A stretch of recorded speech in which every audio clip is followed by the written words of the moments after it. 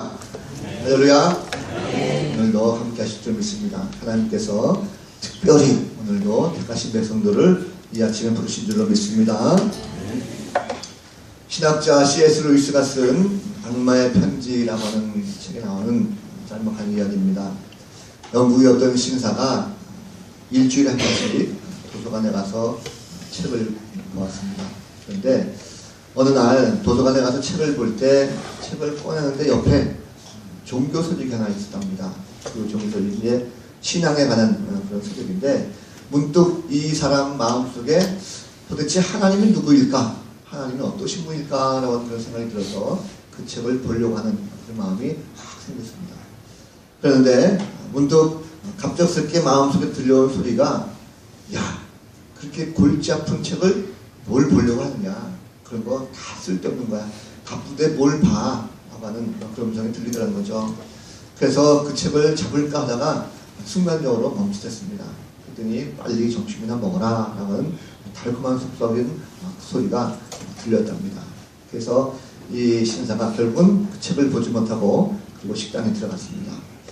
점심 식사하려고 음식을 주문하고 있는데 마침 또 도대체 하나님 누구일까? 라고 하는 그런 관심도 생겨서 한번 봐야 되겠다 하는 그런 마음을 가졌더니 또 사탄이라는 놈이 아주 기가 막히게 속삭이면서 야, 배고픈데 빨리 밥이나 먹지, 식사는 하지, 뭘 그런 걸 가지고 자꾸 관심을 쓰고 그래, 나중에 라고 또 들려오더라는 것입니다.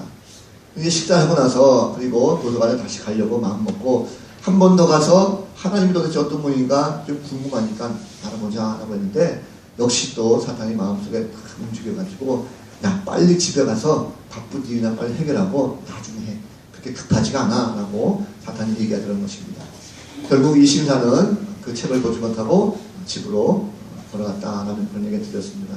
그때 사탄이 뒤에서 보고 아주 교묘하게도 미소 짓는 그런 모습으로 비춰주고 있습니다. 자, 우리가 흔히 볼 때 나태하고 게으르다라는 우리가 단어를 많이 쓰고 있는데 사탄은요 항상 보면 아주 나태하고 게으른 쓰는 강력한 무기가 있습니다. 그래서 뭔가 하려고 한다면 지금 하지 마. 굳이 뭐 지금 하려고 그래. 하고 뒤로 미루는 이런 경우가 참 많습니다. 나중에 또 다음에 이것은 사탄이 잘 쓰는 그런 용어 중에 하나입니다. 한국 사람들이 가장 많이 하는 말 중에서 이제 빨리빨리 이런 말 있잖아요. 빨리빨리도 물론 꼭 속 좋지 않은 것은 있지만 나중에 또 후에라고 하는 것은 더 큰 문제다라고 써있겠습니다. 자, 오늘 아침에 교회가 14주년 설립날이다 라고 해가지고 어젯밤부터 아마 문자들을 대부분 많이 받으셨을 거예요. 이번 주에 꼭 와라. 제 아침에 곰곰이 생각했습니다. 도대체 성도들이 아침에 어떤 마음을 가지고 있을까. 그래, 오늘 14주년이니까 내가 꼭 가야 되겠다. 가서 내가 함께 기뻐야 되겠다라고 마음 먹고 막 달려온 분이 있는가 하면 한편으로는 또 그 상황에서 야, 그럼 매번 가는 거 뭐 거기에 꼭 가야 돼? 너 할 일 많잖아. 그러니까 다음에 가. 하고 못 오신 분들도 혹 계실 거예요. 여기 오신 분들은 아마도 적어도 하나님께서 그 마음을 가지고 주셨을 때 사탄이 아무리 교묘하게 유혹을 한다 할지라도 아니야, 그런 데가 가야 돼. 오늘 가서 예배드리고 함께 은혜 받아야 돼. 라고 마음의 결단을 하나님께 주시고 이곳에 오신 줄로 믿습니다. 그래서 저는 여러분들이 되게 위대해 보이세요. 위대해 보이시고 아주 잘하십니다. 그런 의미에서 옆 사람과 다시 한번 인사했으면 좋겠습니다. 정말 잘 오셨습니다. 다시 한번 인사할까요? 잘 오셨습니다. 네. 웃으시는 표정들이 참 좋습니다. 사람의 마음을 알 수 있는 방법이 있을까요? 사람의 마음을 알 수 있는 방법이 두 가지가 있다고 해요. 하나는 그 사람의 말하는 모습, 언어를 보면 알 수 있습니다. 그 사람이 말을 할 때 쓰는 단어, 그리고 표현할 때 감정, 이런 걸 보면 아, 지금 이 사람이 굉장히 좀 마음이 편안하구나, 좋구나, 이런 걸 느낄 수가 있고, 만약에 막 화를 내고 욕하면 아, 지금 이 사람이 마음이 좀 그렇구나 라고 할 수가 있는 거죠. 또 한 가지는 그 사람이 얼굴 보면 압니다.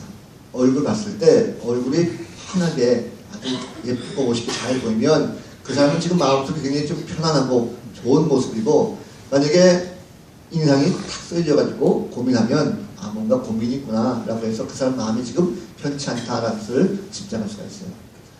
여러분들의 얼굴 모습 한번 보셨습니까? 어떨까요? 제가 이렇게 가만히 보니까 지금 거의 99%는 환하게 얼굴이 다 좋으신데 한두 명은 뭔가 짐이 많으신 것 같아요.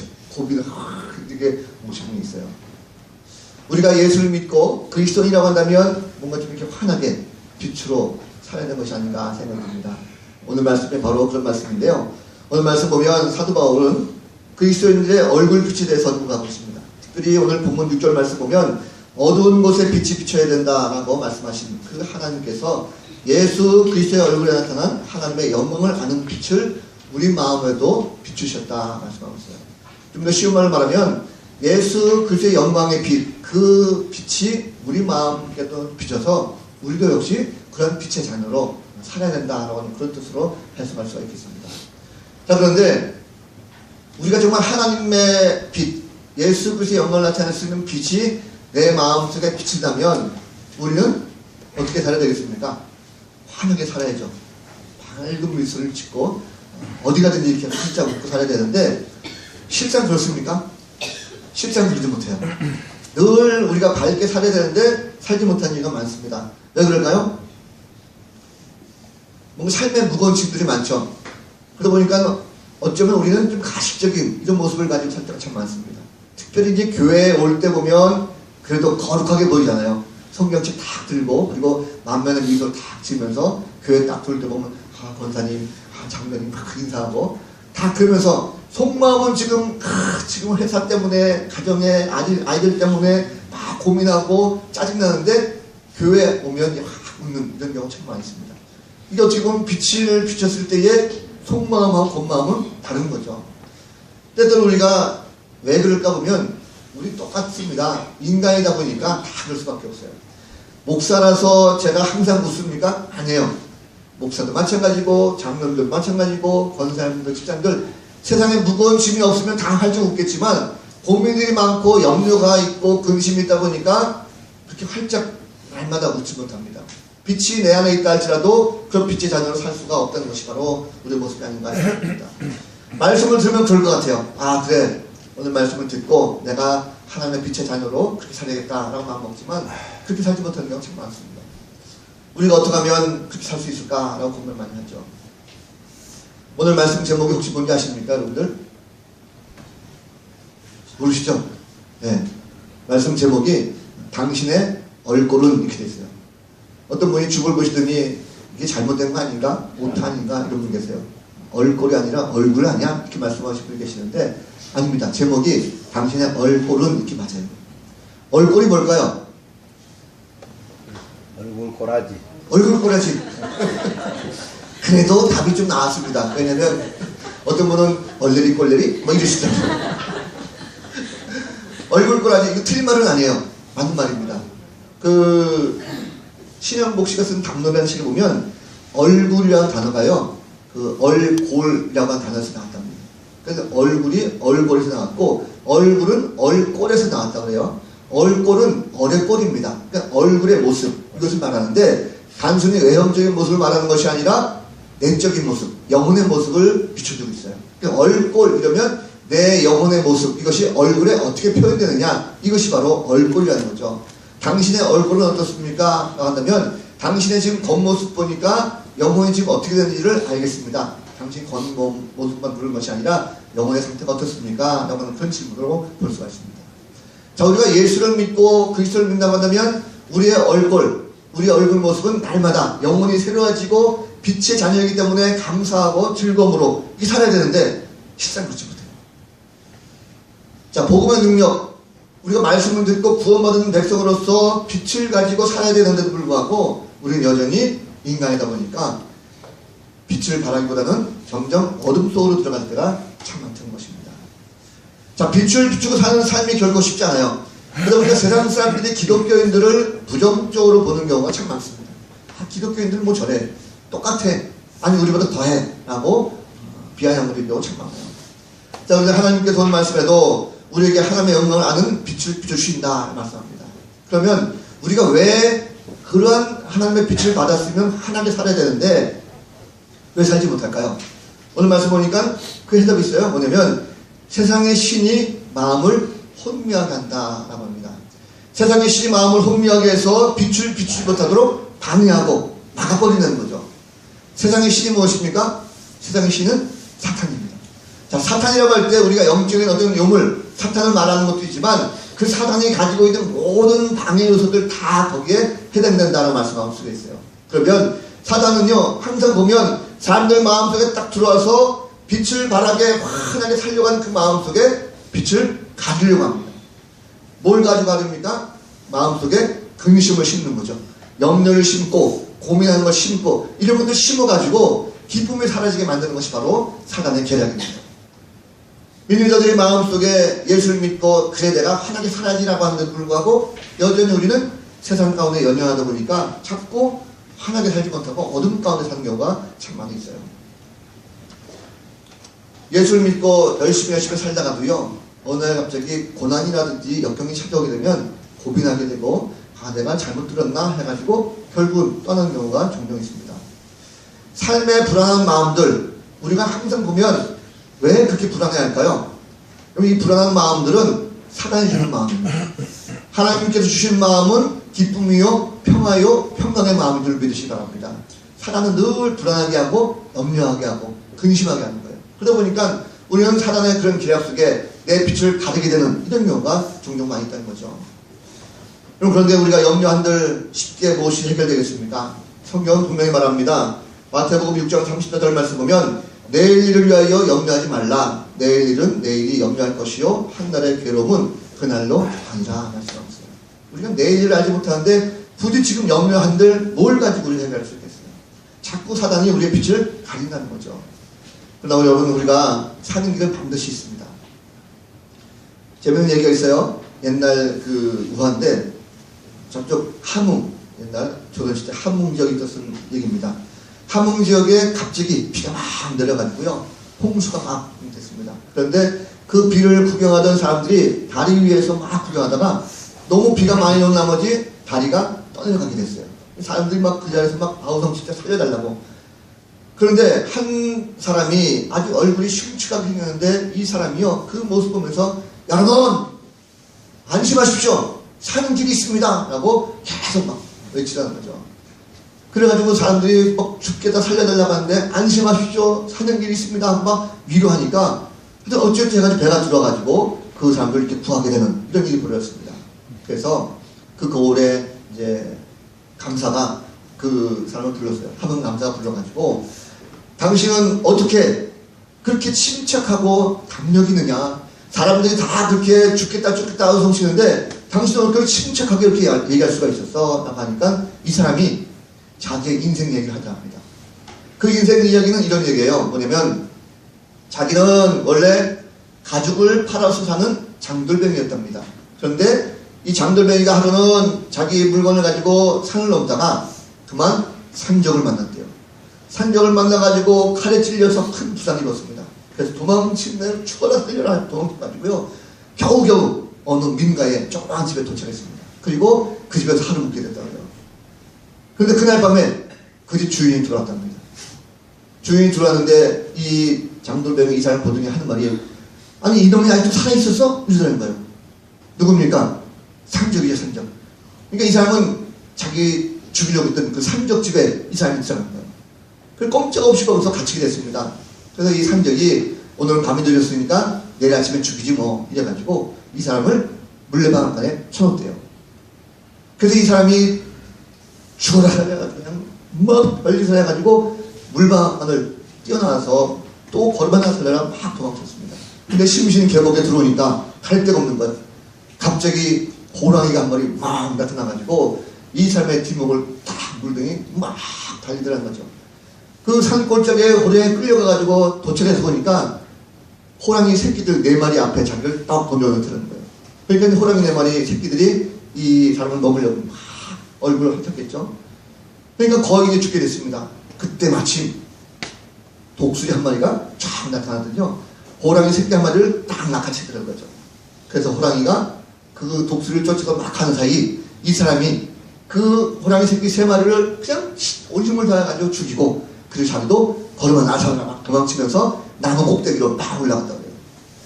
겨우 살았다 싶었습니다. 그래가지고 지나가는 포수가 한 명 있길래 저 좀 살려주세요 라고 소리쳤대요. 그랬더니 그 포수가 딱 쳐다보더니 아니 저놈이 아직도 살아있었어? 또 그러는 거예요. 누굽니까? 또 그 산적이죠. 이제 꼼짝없이 죽었다 생각이 들어가지고 포기하고 있는데 갑자기 아까 그 호랑이가 막 달려오더니요 이 포수를 딱 물어가지고 죽이더라고요. 그래서 자기가 그때 겨우 살았다라고 해가지고 이 한문 감사의 얘기하기를 내가 이런 우여곡절을 다 겪으면서도 보니까 살 길은 반드시 있을 끼다. 그러니까 인생에 염려 근심 가지고 있을 것이 아니라 반드시 살 길이 있다는 것을 알고 나간다면 살 수 있습니다 라고 얘기하더라는 거죠. 이 말씀 맞지 않습니까? 우리가 고민해서 그렇지 살 길 다 있습니다. 조이물러 목사님은요 염려의 시작은 신앙의 끝이고 신앙의 시작은 염려의 끝이다 말했어요. 염려는 왜 합니까? 믿음이 부족하기 때문에 염려가 생기는 거죠. 믿음이 내가 강하게 되면 믿음이 있으면 염려할 수가 없습니다. 그런데 믿음이 없다 보니까 자꾸 염려하게 되고 걱정하게 되는 거예요. 하나님께서 말씀 가운데 우리에게 요구하신 것이 뭘까요? 하나님은 믿음의 백성들이 성도들이 염려하고 근심하는 건 원치 않으세요. 우리에게 이미 빛이라고 하는 것을 주셨습니다. 강한 빛을 주셨기 때문에 그 빛 가운데 우리가 말씀을 붙들고 기도하면 반드시 이길 것이다. 내가 해결해 나갈 것이다 라고 하는 강한 믿음을 가지고 나가길 원하시는 거죠. 우리는 그런데 자꾸 문제가 생기면 걱정한다는 것입니다. 우리가 왜 그럴까요? 우리는 바라볼 때 육신의 정욕과 안목의 정욕, 이색의 자랑들 쓸데없는 세상 것을 바라보면서 자꾸 근심하게 되는 것입니다. 그럴 때 사단은 교묘하게도 우리의 눈을 가리고 마음을 가리고 어둡게 만드는 것입니다. 우리는 그런 것에 대해서 어둠을 가리고 것에 대해서 빛이 있으면 되는 거예요. 빛이 나면 어둠은 자연스럽게 사라지게 되어 있습니다. 우리가 예수 그리스도 하나님을 믿는 믿음을 가지고 나간다면 세상에 그 어떤 어둠이라 할지라도요 다 물리칠 수가 있다는 것입니다. 우리 안에 예수 그리스도 그 빛을 반드시 품는 그런 소문자가 될 줄로 믿습니다. 예수님께서 이 땅에 참 빛으로 오셨어요. 참 빛으로 오셔서 세상의 많은 신들 다 없애고 예수 그리스도를 믿는 그 믿음 가운데 언제나 주님이 가시는 곳이면 다 밝은 빛으로 가득하다는 사실입니다. 가난과 질병과 외로움 속에 고통 속에 있는 백성들에게 주님께 찾아가셔서 빛을 비춰주셨어요. 그러면 우리도 이제는 주님께서 내게 오셔서 그 빛을 비춰주셨기 때문에 그 빛의 마음을 가지고 나간다면 세상에 그 어떤 근심도 다 이길 수가 있다는 사실입니다. 그리스도의 빛은요 세상을 이길 수 있는 능히 이길 수 있는 힘입니다. 그래서 아무리 세상에 헛된 것들이 많이 우리를 찾아오고 우리를 시험하고 걸려 넘어뜨리게 하고 우리를 불안하게 하고 한다 할지라도 그 빛의 자녀의 마음을 가지고 산다면 어떤 것이라 할지라도 반드시 이길 수가 있다는 사실입니다. 염려와 걱정과 근심 한다 해서 우리의 문제가 해결되지 않습니다. 문제는 우리 마음 가운데 나를 자녀 삼아주신 예수 그리스도 그 빛을 가지고 나가신다면 반드시 우리의 모든 걱정도 근심도 다 해결되는 이런 역사가 될 줄로 믿습니다. 자, 그래서 우리가 그 예수 그리스도의 빛을 우리가 마음속에 받았을 때 얼굴을 환하게 할 때 특별히 중요한 것은 뭐냐면요 그리스도의 주, 예수 그리스도의 주 되심을 선포하는 것이 굉장히 중요합니다. 오늘 말씀 보니까 바울은요 복음을 전함에 있어서 결코 자기를 자랑하지 않았어요. 자기를 자랑한 것이 아니라 자기를 드러내려고 한 것이 아니라 오직 예수 그리스도만이 나의 주님이십니다 라고 그가 고백하는 걸 찾아볼 수가 있습니다. 구원받은 성도라고 한다면 나를 드러내는 것이 아니라 예수 그리스도의 빛 되심을 선포하는 이런 성도들이 되어야 될 줄로 믿습니다. 복음을 전하며 살 때에 바로 빛 되신 그리스도가 드러나게 되어 있어요. 나를 감추고 주님을 드러내는 거죠. 갈라디아서 2장 20절 말씀 보면 내가 그리스도와 함께 십자가 못 박혔나니 그런즉 이제는 내가 사는 것이 아니요 오직 내 안에 그리스도께서 사신 것이라. 이제 내가 육체 가운데 사는 것은 나를 사랑하사 나를 위하여 자기를 버리신 하나님의 아들을 믿는 믿음으로 사는 것이라 말씀합니다. 결국 복음을 전하는 사람은요 자신이 죽고 예수가 살아야 됩니다. 나는 죽고 예수가 살고 나는 철저히 낮아지고 오직 예수 그리스도만이 주님이십니다 라고 하는 이런 고백을 통해서 전파하는 이런 모습이 우리 가운데 있는 것입니다. 하나님은요 자녀들이 세상에 헛되는 것을 자랑하는 것 원치 않습니다. 눈에 보이는 욕망에 사로잡혀가지고 구렁텅이에 빠지는 것 원치 않으세요. 복음의 참된 빛을 선포하길 원하십니다. 그래서 하나님은 구원을 이루신 분이십니다. 그렇기 때문에 마지막 순간까지 한 영혼이라도 우리가 구하는 그 사랑의 하나님, 그 마음을 우리가 알아야 될 것입니다. 결국 복음이라는 것은 우리가 나를 전하는 것이 아닙니다. 나를 드러내는 것이 아니라 주님을 전하는 거예요. 주님을 전하는 것이고 주의 말씀을 전하는 것입니다. 왜 그렇습니까? 주님이 참된 빛이요 길이요 진리요 생명이기 때문에 그렇습니다. 세상에 헛되고 거짓된 것들이 많이 있습니다. 그러나 분명하게 성경은 말합니다. 다른 이로서는 구원받을 수가 없느니 천하 사람 가운데 구원받을 만한 다른 이름을 우리에게 주신 일이 없다 말씀하셨어요. 오직 예수 그리스도 그분만이 참된 신이고 세상의 모든 것도 다 헛된 것이라는 것을 꼭 기억하시기 바랍니다. 복음은 진리의 말씀입니다. 헛된 것이 없습니다. 그래서 복된 소식이 바로 복음이에요. 그렇기 때문에 구원에 대한 참 진리를 전하는 하나님의 말씀입니다. 말씀을 통해서 우리가 구원받는 것이고 말씀을 통해서 십자가 복음을 전하게 될 때에 천국과 지옥을 잘 설명할 수가 있습니다. 우리는 이미 구원받은 존재입니다. 예수를 고백하고 이미 구원받은 존재이기 때문에 우리의 입술로 빛된 자녀임을 고백하시고 하나님의 거룩한 백성이라는 것을 꼭 기억하시기 바랍니다. 성도라고 한다면 그래서 이제는 예수를 위해서 많은 사람들의 종이 되어야 될 줄로 믿습니다. 그래서 무슨 말씀이냐면 바울은 복음을 위해서 복음을 듣는 이들을 위한 종이 되었다라고 그가 고백합니다. 그렇습니다. 빛의 자녀로 부름받은 하나님의 백성들, 그 백성들은요 내 자신이 세상 속에 들어가 살면서 세상 가운데 종의 신분을 가지고 살라는 거예요. 이 말은 그렇다고 뭐 아주 초라하게 아주 볼상사납게 살라는 것이 아니라 내가 예수를 믿고 구원받은 백성으로서의 주의 종의 신분을 가지고 세상 사람들 가운데 가서 그렇게 섬기라는 것입니다. 함께 사랑을 나눠주고 함께 사랑을 실천하라는 거죠. 내 이익만 주장하는 것이 아니라 상대방을 위해서 뭔가 섬겨주고 그들을 위해 사랑을 베풀라는 것입니다. 성도는 세상 속에 살면서 사람들을 잘 섬겨야 될 줄 알아야 됩니다. 내가 믿기 때문에 나는 이렇게 대접받고 싶어라는 것이 아니라 세상 사람들은 그래요. 그러나 우리는 세상 속에 살면서 그들을 섬겨주고 나눠주고 사랑의 마음을 가져야 되는 것입니다. 어둠 속에 가서 빛으로 밝혀주는 것이고 맛이 없는 곳에 소금으로 가서 그들에게 맛을 심어주고 해서 그들에게 맛도 주고 또 빛을 줄 수 있는 그런 성도의 모습, 이것이 바로 진정으로 하나님께서 원하시는 모습이 아닌가 생각이 듭니다. 우리는 그리스도의 은혜를 체험하는 사람들입니다. 그래서 이제는 내가 구원받은 존재로서 상대방을 대접하고 섬기는 모습, 많은 사람들에게 종이 되는 모습을 가져 나갈 때 그들을 구원할 수가 있습니다.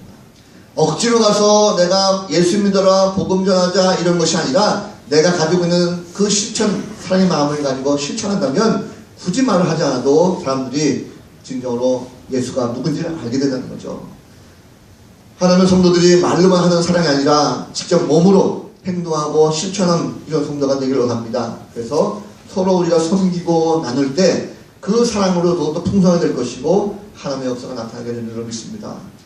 복음을 전하는 사람은요 그리스도의 종입니다. 세상 사람들의 종이 아니라 그리스도의 종입니다. 그래서 우리가 복음은 침묵하면 되는 것이 아닙니다. 복음은 들고 나가는 거예요. 나가서 전하는 것이고 전할 때 그들의 마음이 변화되는 것입니다. 단지 그 마음 속에 사랑을 담아서 전하라는 거죠. 예수님이 왜 이 땅에 오셨습니까? 왜 인간으로 오셨어요? 우리를 섬겨주시려고. 하늘의 높은 신분을 버리시고 인간으로 오셔서 철저하게 낮아지셨고 오히려 종의 형체를 가지셔서 우리를 섬겨주시고 사랑을 실천하셨습니다. 마지막 십자가에 달려 죽기까지 사랑하셔서 정말 낮은 자세의 모습이 무언가, 섬기는 자의 모습이 무엇인가라는 것을 우리에게 잘 말씀하셨어요. 복음은 낮아지는 것입니다. 종의 신분은 낮아지는 거죠. 내 욕심을 버리고 주인의 마음대로 움직이는 것입니다. 요즘 보면 축구 감독 중에서 아주 핫하게 뜨는 분이 한 분 계세요. 혹시 아시나요? 박항서라는 분 들어왔습니까? 예. 아마 운동 좋아하시는 분은 아실 거예요. 이분이 우리나라 국가대표 그 코치였습니다. 히딩크 감독 때 2002년 때에 국가대표 코치였다가 이제 실업팀 감독도 하고요. 그러다가 얼마 전에 베트남으로 이제 국가대표 감독으로 갔어요. 이 사람을 국가대표 감독으로 갔을 때 사람들이 막 불평불만이 많답니다. 왜냐면 아니 한국이라는 나라에서 오긴 왔는데 훌륭한 뭐 이력도 없죠. 별 볼일 없고 또 얼굴도 보니까 별로 잘생기지 못했어요. 이 사람이 무슨 우리 베트남의 국가대표를 가르치겠는가라고 했습니다. 그런데 3개월 만에 달라졌어요. 지난번에 1월달인가 있었던 아시아 23세 이하의 아시아 축구대회가 있었습니다. 그런데 거기서 베트남 팀이 결승에 올라가가지고 결승전에서 안타깝게도 연장에서 져가지고 준우승했습니다. 우리는 별거 아닌 것 같지만 베트남에서는 어마어마하게 이것이 놀라운 사실입니다. 그래서요 이 박항서 감독이 베트남에서 훈장도 받고 그리고 명예 시민도 되기도 하고 또 포상금도 아주 푸짐하게 받고 이런 모습들이 있었어요. 그런데 이 박항서 감독이 그리스도인이라는 것을 아는 사람은 많지 않습니다. 이분은 아주 신앙이 투철한 분이셔요. 그래서 이분은 국내에 있을 때부터 늘 기도했답니다. 하나님, 내가 겸손하게 해주세요. 선수들을 가르칠 때 결코 교만하지 않게 해주세요. 그리고 섬기는 마음을 가지고 함께하고 있어요. 이런 마음을 가지고 늘 전도하고 교회 가서 말씀드리고 예배하고 있다는 것입니다.